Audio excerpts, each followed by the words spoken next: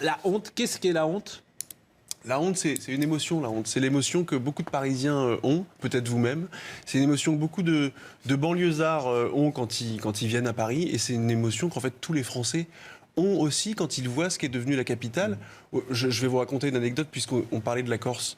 Cet été, le maire de mon village, qui s'appelle Guizogne, mon village, le maire vient me voir, dont Marc, que je salue, qui me dit « S'il se passait au village un dixième du quart de ce qui se passe à Paris, moi je ne pourrais plus sortir dans le village. » Alors je ne compare pas les deux, je ne compare pas Paris et Guizogne, mais je veux vous dire une chose, c'est que même aux confins des montagnes corses, la capitale est une préoccupation pour tout le monde. Je suis d'accord avec vous, mais exemple concret.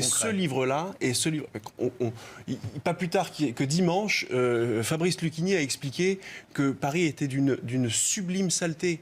Une sublime saleté. Alors c'est joliment dit. Et il a enchaîné derrière en disant que c'était invivable, que la ville de Paris était devenue totalement invivable. Il y a quelques mois encore, Jean-Pierre Jeunet, qui a, vous le savez, réalisé Amélie Poulain, a dit qu'il ne pourrait pas plus tourner de films à Paris parce que c'était plus possible dans l'état actuel des choses.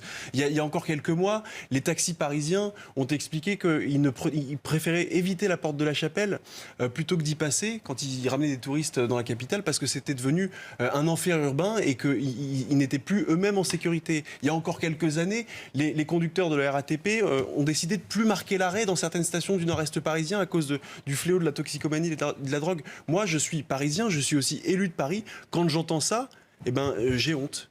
Et de savoir que c'est ce qui va se passer finalement, enfin c'est ce que ressentent les banlieusards, les Français et puis certainement aussi les touristes, eh ben, ça me pose question. Bon. C'est pour ça que j'ai écrit ce livre.